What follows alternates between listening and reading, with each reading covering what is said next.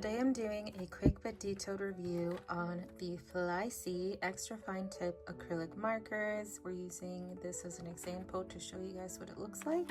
So this is the general box that they come in. They typically come in a pack of 22 from what I've seen. Each of their markers are numbered on the top of the caps. And they do also have a section on the marker itself where you can see the ink capacity.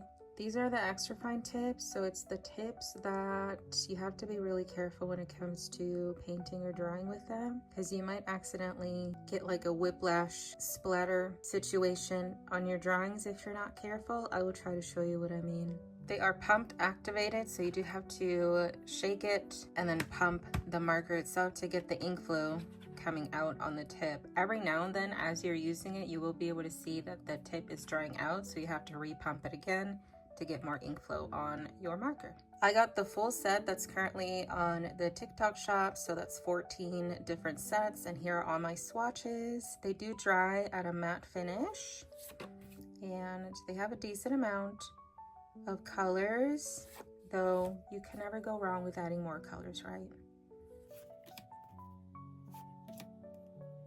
And I feel like their colors are also pretty vibrant. I do want to mention that some of their sets do have one or two markers from another set, like skin tone sets. There's some colors in there in the gray set and also from the brown set, just as an example.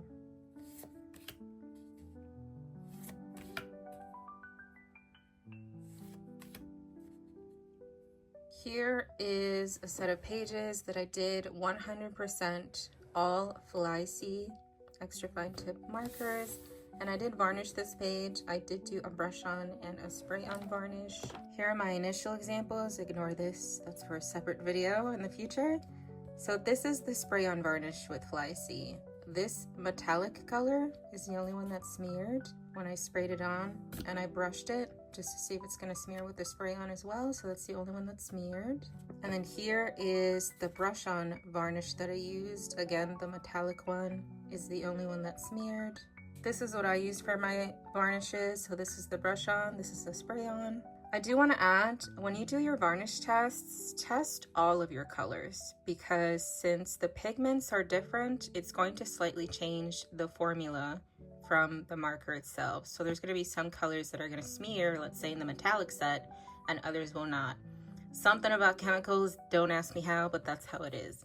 So I did notice that the glittery black marker did also end up smearing, even though when I did my varnish tests for brush and spray on, this glittery green did not smear whatsoever. Neither did the glittery yellow or the blue.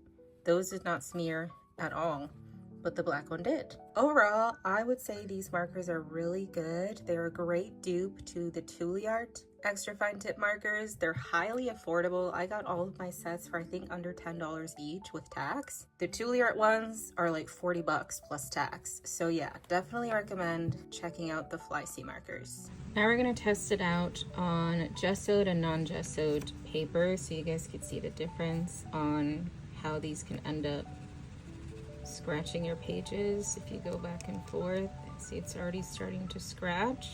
So that's what happens when your page is not gessoed. With your movement of going back and forth, especially with these type of markers, you're just gonna end up scratching and damaging your paper. When it's gessoed though, the gesso adds a protective polymer layer on your paper, and it helps the paint to have somewhere to sit as it dries, which also helps with layering. This is me going back and forth more times than the other side, and here you see the difference. There's no scratching. This one, it already started scratching after going over it like the third time. This one, no scratching. So highly recommend you gesso your pages when you're using acrylic markers in general. I'm gonna let this dry and then we'll come back to get a super close-up look. All right, here's a super close-up of the non-gessoed side. You see how that scratched up the paper? And then here's a super close-up of the gesso side. Nice, matte, smooth finish. No scratching up or scabbing up the paper. Highly recommend checking out the Flysea markers. This is not sponsored, by the way. I bought all these markers with my own money, but I did want to share this detailed review for you guys in case you were on the fence of trying them out because they're so affordable. Sometimes people reference with cheap or affordable to crappy. These are not crappy whatsoever. My only regret is not buying more sets so that I have backups. So I'm probably gonna work on that next.